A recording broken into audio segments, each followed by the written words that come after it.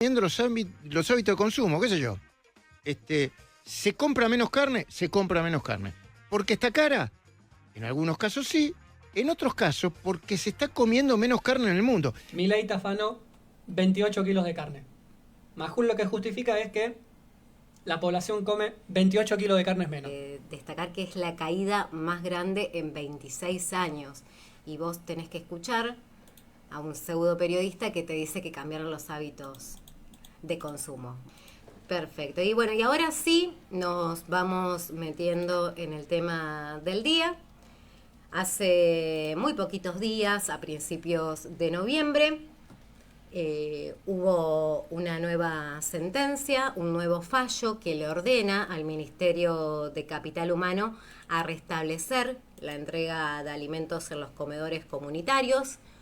Uno se preguntará, ¿todavía siguen los fallos? Sí, todavía siguen los fallos. Hay 8 fallos para que el Ministerio de Capital Humano entregue los alimentos que aún continúan retenidos y siguen sin entregarlo.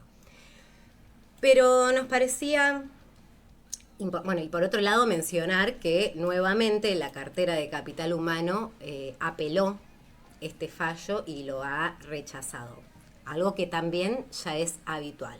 Pero como decía, nos parece interesante poder hacer un orden cronológico, porque como siempre decimos, en la vorágine del día a día, y cuando día a día pasan muchísimas cosas, uno a veces va perdiendo el eje de cómo fue la secuencia y de todo lo que transcurrió en el medio.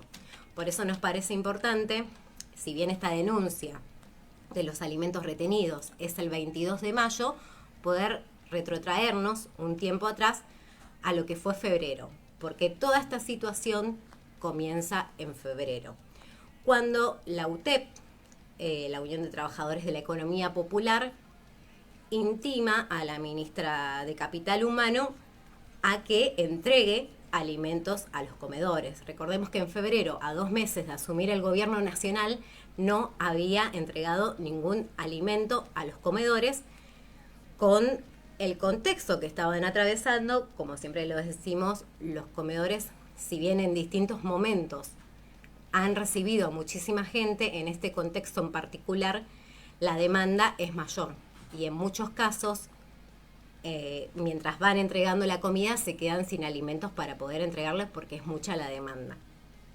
tanto en este caso de familias enteras, de niños, de adultos.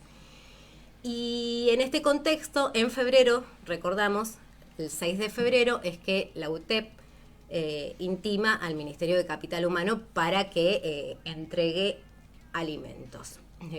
Allí aparece esa famosa frase, ese famoso video de la ministra de Capital Humano, muy jocosa, preguntando quién tiene hambre y diciendo que ella iba a recibir uno por uno, que lleven el domicilio, que les den el nombre, que ella los iba a recibir uno por uno, pero que no quería intermediarios. Luego de eso se produce la primer fila del hambre, precisamente siguiendo las palabras de la ministra. Van las personas, hacen una fila inmensa, pidiendo comida, pidiendo precisamente por los alimentos. En ese contexto, la ministra de Capital Humano niega haberlos llamado, o nuevamente el ataque va dirigido hacia las organizaciones sociales, diciendo que eran quienes mandaban a la gente. Que fue el programa en el cual le dedicamos un largo análisis. Exacto. Precisamente a cómo se iba construyendo, ¿no?, toda el discurso, la bifurcación. Uh-huh. Bueno, nada, cierro paréntesis. Exacto. Porque viene a colación, lo pueden buscar, digo, en nuestros canales. Uh-huh. Hemos hecho un análisis extendido en el tema, dándole todo un marco Uh-huh. casi teórico, periodístico, pero porque tenía que ver con la lógica, explicar un poco la lógica y la práctica de gobierno, que no casualmente siempre tiene sus receptores satelitales, dicho sea de paso, los periodistas, que a algunos les gusta escribir novelas y venderlas como información, o bien hacer relaciones públicas del poder, Uh-huh. podríamos decir. No hacen periodismo. No, para nada. Es otra cosa. bueno, así como se dice que hay que los presidentes, los gobernadores o gobernadoras tienen voceros, bueno, hay voceros para todos los ámbitos de la vida. Pero después está la parte de periodismo, que es por la cual Adorni no quiere dar respuesta, los ministros no se quieren presentar a las ruedas de prensa, las Leila Gianni cortan la comunicación cuando les comienzan a preguntar. Entonces, el periodismo expone e indaga un poquito más. Después, bueno, los otros son relaciones públicas o novela de ciencia ficción. Pero eso es otra cosa, otro género. Exacto. Y bueno, como decíamos, en este contexto la ministra pone nuevamente el dedo sobre las organizaciones sociales, atacando los referentes de estas organizaciones sociales, que es quienes se ponen al hombro la tarea de poder ayudar a muchísima gente y poder acercarle ese plato de comida o esa copa de leche tan necesaria. Y en este contexto recordar, bueno, otra de las medidas del gobierno, por otro lado, además de la ayuda a los comedores, es la tarjeta alimentar, que en ese momento, en febrero, si bien se reconocía que hubo un aumento en la tarjeta alimentar, eso no era suficiente, porque incluso no es que todas las personas podían acceder a esa tarjeta alimentar, sino que había ciertos requisitos para poder acceder. Eran pocas las personas que accedían y aún así eso no alcanza. Obviamente no alcanza para la comida de todos los días, por eso pedían que se les brindara los alimentos necesarios para poder llevar adelante estas ollas populares y esta copa de leche. Esto fue, recordamos, en febrero. En febrero. En febrero recién que arrancaba. La UTEP le dice, bueno, entrega los alimentos a los comedores y merenderos. En mayo, el 22 de mayo precisamente, es cuando el Destape hace una nota, pide acceso a la información pública al gobierno nacional, preguntando cuáles eran las compras que se habían hecho y cuál era el stock de los alimentos que tenían. Perdón, voy un poquito para atrás, solo para hacer una aclaración de cuestiones que tienen que ver con el accionar político. Esto que vos mencionabas, Noé, que la UTEP exige que se reparta la comida.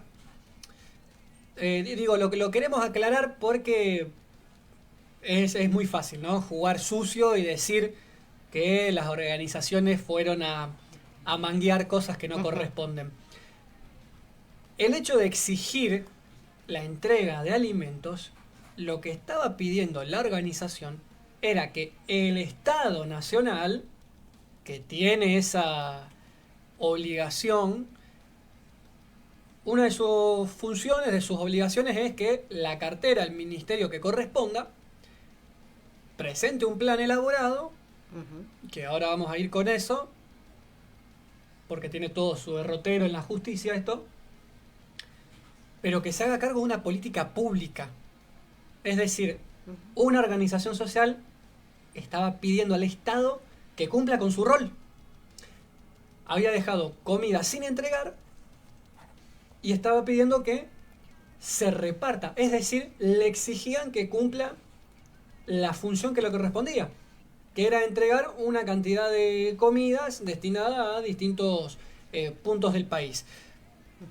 ¿Por qué quería hacer esta salvedad que decíamos? Porque no se fue a pedir nada extraordinario. No se fue a pedir alguna medida que tal vez tenga que tener un tratamiento legislativo o a lo mejor tenga que tener unos cuantos considerandos porque no forman parte de las obligaciones del Estado Nacional. No, por el contrario, fue a pedir que el Estado Nacional cumpla una obligación que tiene. Exacto, que es garantizar esa comida. Y en este caso, como decíamos, a través de un pedido de acceso a la información pública, lo que descubren es que en el ex Ministerio de Desarrollo Social tenían 5 millones de kilos de comida sin entregar. y se deduce que esta comida era de la gestión anterior, ya que cuando ingresan al portal oficial de compras del Estado, en el último tiempo no se había realizado ninguna compra. Por ende, esos alimentos que estaban allí eran de la gestión anterior, y lo que implicaba era que se estaban por vencer, que estaban próximos a vencerse desde diciembre, que estaban retenidos allí y no se entregaban. Bueno, yerba, leche en polvo, aceite, todos alimentos fundamentales, garbanzos, harina de trigo y maíz, arroz con carne, todos esos alimentos se encontraban retenidos allí, entonces, en el ex Ministerio de Desarrollo Social, en los galpones. Acto seguido, cuando todo esto estalla, al día siguiente sale el vocero presidencial, Manuel Adorni, primero, bueno, diciendo, a partir de ese día en adelante empezaron a haber distintas versiones. Por supuesto no pudieron negar que esos alimentos se encontraban allí, pero sobre quién estuvo el dedo puesto nuevamente, bueno, sobre las organizaciones sociales, diciendo que la ministra tenía esos alimentos retenidos porque estaba haciendo una evaluación de cada uno de los comedores, que en muchos casos decían que eran comedores fantasmas. Bueno, nuevamente el ataque hacia los dirigentes y hacia las personas que llevan adelante estos comedores. Luego de eso se ensayó una justificación diciendo que esos alimentos sí estaban, que no estaban por vencerse y que estaban retenidos para situaciones límites, para catástrofes. Puedo. Hago también otra salvedad. Otro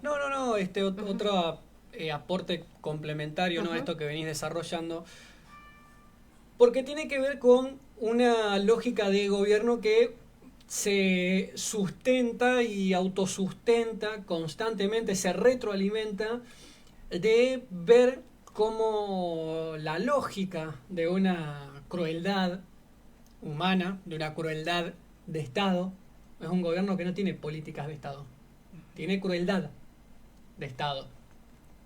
Cuando ya la excusa inhumana, degradante, ya comienza a ser una figura cuadrada, que no encaja en la formita del círculo, entonces comienza a reinventar, y es acá, por eso hacemos toda esta línea histórica haciendo la reconstrucción narrativa de los hechos, porque por cada chispazo que fue habiendo, el gobierno fue pegando unos saltos en el aire, pero ya no solo para justificarse en una abstracción teórica, sino que necesitaba apuntar sobre alguien.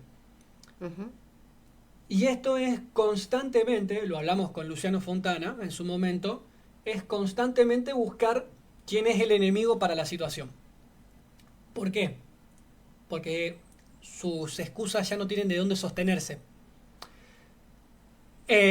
Van a poder terminar el mandato diciendo que pelean contra los lujos, contra la casta, pero lo cierto es que no es así. No se estaría notando, dijo Eduardo Feynman en la radio. No se estaría notando que el ajuste no es hacia los jubilados, por ejemplo. Cuando ya se hizo insostenible, valga la redundancia, sostener una determinada narrativa sobre lo que ocurría en Capital Humano, automáticamente vinieron las tapas, los editoriales, las notas a los referentes de organizaciones sociales o los merenderos, los supuestos merenderos fantasmas. ¿Y esto cómo se sustentaba? Bueno, con notas que son un poco dudosas, por lo menos en algunos medios. Siempre está esa persona a la cual van y le hacen una nota y casualmente esa persona dice: acá no viene nadie, a mí me dan plata de arriba. Bueno, la última vez que hicieron eso con la ruta del dinero K, por ejemplo, que cayó por inexistencia del delito y de pruebas, resulta que quienes habían aportado habían sido apretados por periodistas y un fiscal. Por ejemplo. Entonces todo se va concatenando. Y por eso es importante ir a dar cuenta de esto. Porque no se sostiene. En un ratito te quiero mostrar, precisamente hablando de periodismos como hay periodistas que intentan sostener esta narrativa a como dé lugar.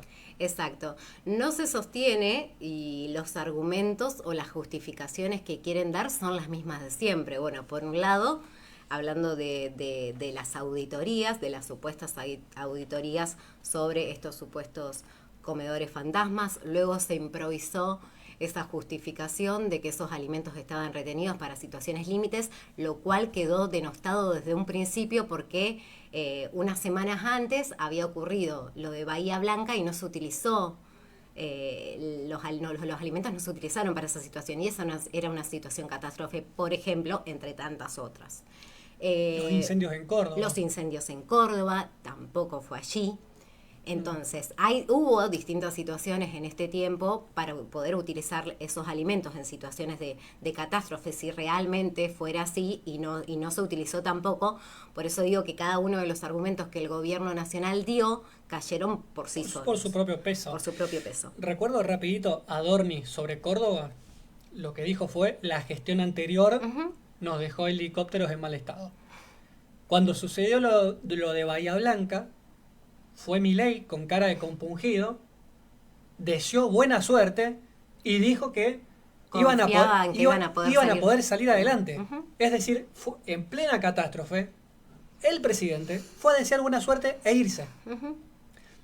Entonces, evidentemente para catástrofes tampoco estaban retenidos los alimentos. Así es.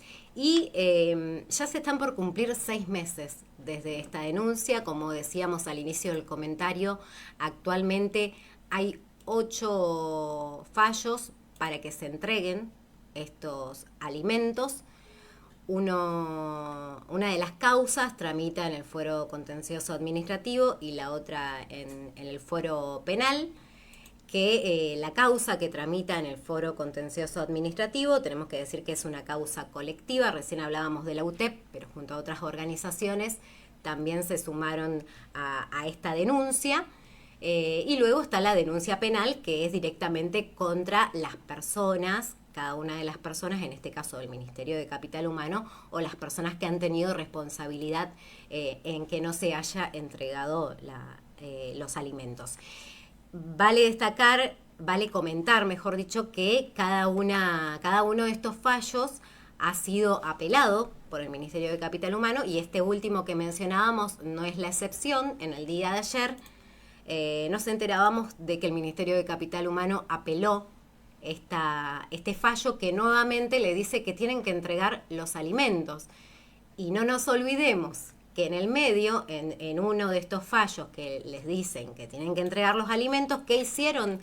Entregaron la leche en polvo que tenían solamente, pero ellos eligieron a quién entregárselo. ¿Y a quién se lo entregaron? ¿A quién fue? A Fundación Conin. Conin. Obviamente. Entonces, hay acá muchísimas cosas para desandar. La impunidad también con la que se mueven de a quiénes le entregan los alimentos. No es un dato menor que la cantidad de leche que tenían se las hayan entregado a Fundación Conin, entre tantos lugares a los que lo podrían haber entregado, digo. Entonces, vos recién hablabas de la impunidad de estos relacionistas públicos que se dicen llamar periodistas, pero también la impunidad de sectores como Fundación Conin, que van de la mano con la política nacional, porque vuelvo a repetir, no es un dato menor que esos alimentos, particularmente esa leche, se le haya entregado a ellos.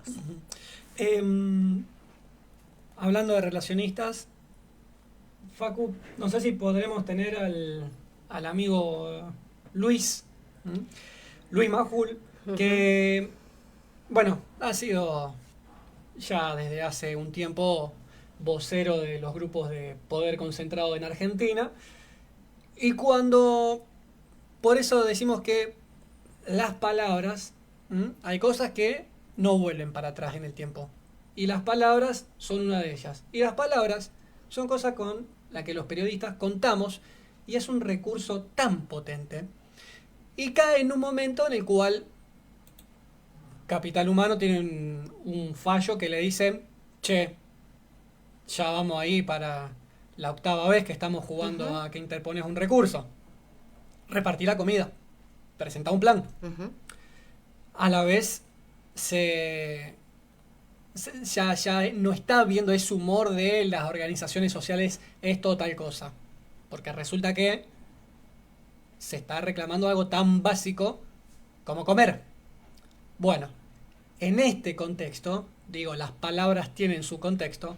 En este contexto, el periodista Luis Majul decía lo siguiente en la radio. Viendo los hábitos de consumo, qué sé yo. Se compra menos carne, se compra menos carne. ¿Porque está cara? En algunos casos sí, en otros casos porque se está comiendo menos carne en el mundo. Hay una tendencia de los cambios de hábito que vos no lo podés adjudicar solamente. Bueno, que cambiaron los hábitos de consumo, nos decía Luis Majul, en el intento de hacer una vuelta. Una justificación. Esto es lo que en periodismo se le llama la legitimidad de la argumentación. Es decir, no grita abiertamente apoyo la gestión de Milei, me encanta Sandra Petovelo, pero lo que hace es tomar un tema de agenda para, sin dar nombres, legitimar esa política. Entonces hay un sistema de medios que lo que sostiene es que el hambre está bien, que las organizaciones sociales son chorras, feas y malas, que los reclamos por comer no son justos. Estamos en ese punto. Entonces hay un sistema que esto lo legitima. Bien. Y alude a tecnicismos, por eso decimos la importancia y el peso de las palabras, alude a tecnicismo de tendencias en el mundo. Es una generalidad vaga. Es el recurso por generalidad, el recurso contextual. Pasa en el mundo, pasa en el país, las frases hechas. Bien.